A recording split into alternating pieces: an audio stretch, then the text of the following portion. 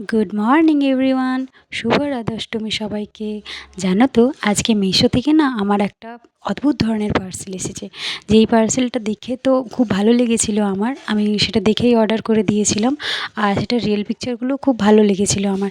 কিন্তু যখন পার্সেলটা আমার হাতে এসে পৌঁছালো আমি আর বুঝতে পারছি না এটা নিয়ে কী করবো বা এটা কীভাবে লাগাতে হয়।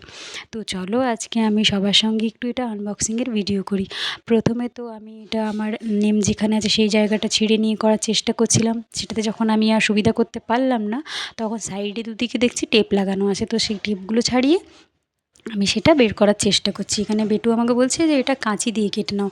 তো আমি বলছি না, এত মোটা এটা কাঁচি দিয়ে কাটা যাবে না, তো কোনো মতে এটা বের করেছি। এবার বের করার পর তোমরাই দেখো, এটা মানে একটা পুরো অনেক বড় স্টিকারের মতো দিয়ে দিয়েছে। এটা হচ্ছে ওয়াল স্টিকার, যেটা আমার মানে ছবিতে দেখে এতই ভালো লেগেছে যে আমি সেটা অর্ডার করে দিয়েছিলাম। কিন্তু এখন আমি আর বুঝতে পারছি না এটা কী করব। এটা রিয়েল পিকচারটা এরকম আসবে, মানে রিয়েল পিকচার যখন আমি দেখেছিলাম এটা এরকম দেখেছিলাম, কিন্তু এখন দেখছি একেবারে সোজা সোজা একটা স্টিকার এসছে। তোমরা যদি কেউ এটা জানো একটু আমাকে হেল্প